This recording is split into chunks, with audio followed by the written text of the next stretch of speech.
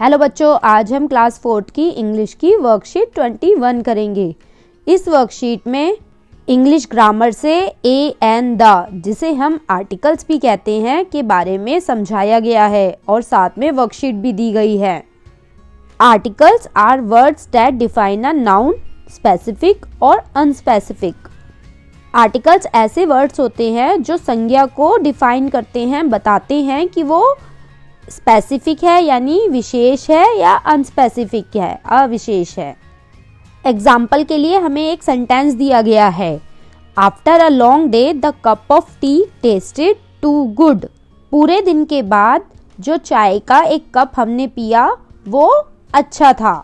इसमें by using the article the we have shown that it was that one day which was long and that a one cup of tea that tasted good. इसमें long day से पहले ए लगा हुआ है और cup से पहले द लगा हुआ है, तो ये दोनों ही पूरे सेंटेंस में मेन चीज बता रहे हैं कि पूरे दिन के बाद और एक कप का प्याला, यानी इन दोनों चीजों पे फोकस किया गया है। ये इन्हें स्पेसिफिक बनाया गया है, विशिष्ट बनाया गया है, इसलिए इनके आगे ए और द लगाया है।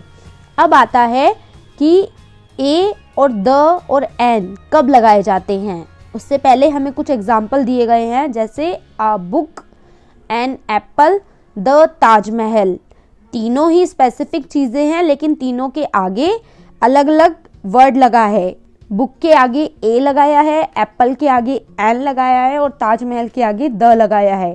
अब हम जानेंगे कि ए एन द कहाँ कहाँ लगाए जाते हैं। Articles are of two types. Article दो तरीके के होते हैं, इंडेफिनेट, डेफिनेट। इंडेफिनेट मतलब अनिश्चित और डेफिनेट मतलब निश्चित।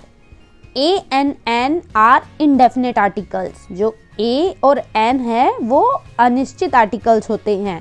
They do not point two any particular things और ऑब्जेक्ट। ये किसी भी निश्चित या पर्टिकुलर किसी चीज को नहीं बताते, इसलिए ये अनिश्चित होते हैं।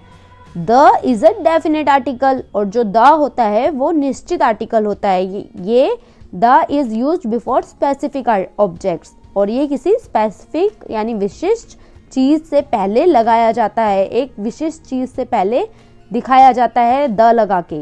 Use of articles. आर्टिकल्स का यूज कहाँ होता है। A is used before a consonant sound. A consonant sound से पहले लगाया जाता है। कॉन्सोनेंट साउंड होते हैं जो A B C D Z तक आते हैं वो सभी, लेकिन इनमें से वोवल्स को हटा दो। वोवल्स होते हैं 5, ए E I O you. In vowels को हम हटा दें तो बाकी सभी कॉन्सोनेंट होंगे। बाकी सभी के से पहले जो वर्ड स्टार्ट होगा उससे पहले ए लगाया जाएगा। और an is used before vowel sound और जो एन होता है वो वोवल साउंड से पहले लगाया जाता है। वोवल साउंड मैंने अभी आपको बताया, ए ई आई ओ यू को वोवल्स कहते हैं। The is used before definite names, objects, nouns etcetera. और द के बारे में पहले भी बताया था कि ये निश्चित नाम के बारे में बताए या फिर किसी चीज के बारे में बताए उनसे पहले लगाया जाता है। नेक्स्ट है फिल इन द ब्लैंक्स। हमें फिल इन द ब्लैंक्स भरने हैं आर्टिकल्स लगाकर। फर्स्ट है she has come without an umbrella. वो अम्ब्रेला के बिना आई, यानी अम्ब्रेला। अम्ब्रेला देखो यू से स्टार्ट हो रहा है और मैंने तुम्हें बताया था ए E I O you vowels होते हैं, इनसे स्टार्ट होने वाले लेटर से पहले एन लगाया जाता है। तो अम्ब्रेला में यू आ रहा था इसलिए हमने एन लगा दिया। नेक्स्ट है the Yamuna is a Holi river. Yamuna एक स्पेसिफिक नेम है, यानी एक निश्चित नदी का नाम है, इसलिए इसके आगे द लगाया है।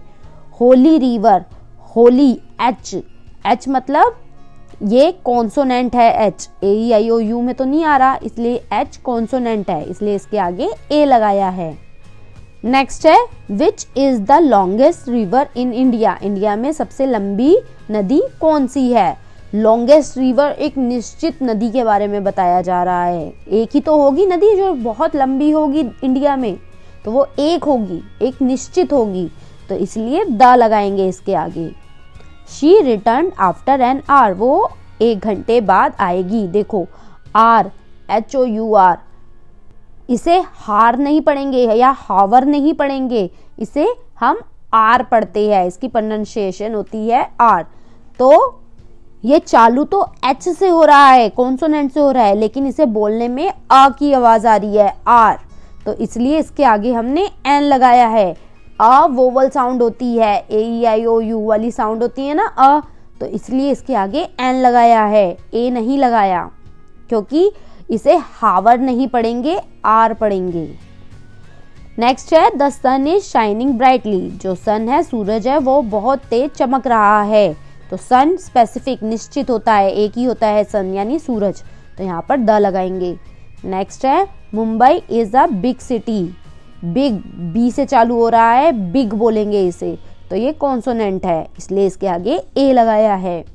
नेक्स्ट है English is a difficult language, ये भी डी से चालू हो रहा है यानी कॉन्सोनेंट साउंड से चालू हो रहा है, इसलिए ए लगाया है। The sun rises in the east, सूरज पूरब से निकलता है, पूरब भी एक ही दिशा होती है और सन भी स्पेसिफिक होता है, दोनों ही स्पेसिफिक होते हैं, इसलिए इन दोनों के आगे द लगाया है। सूरज भी एक है और पूरब दिशा भी एक ही है, यानी निश्चित है। नेक्स्ट है you are a fool to say that, तुमने ये बोला इसलिए तुम फूल हो, तो फूल एफ से चालू हो रहा है, ये एक कॉन्सोनेंट साउंड है, इसलिए ए आया है।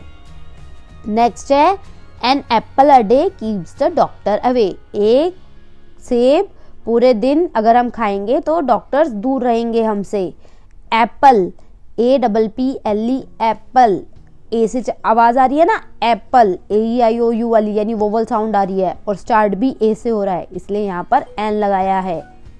नेक्स्ट क्वेश्चन है colour the picture given below and write their names with proper use of articles, हमें नीचे जो पिक्चर्स दी गई है उनमें सही आर्टिकल्स लगाने हैं उनके नाम के साथ। ये है ताजमहल, तो ताजमहल निश्चित होता है, स्पेसिफिक यानी एक ही होता है, तो इसलिए इसके आगे द लगाया है।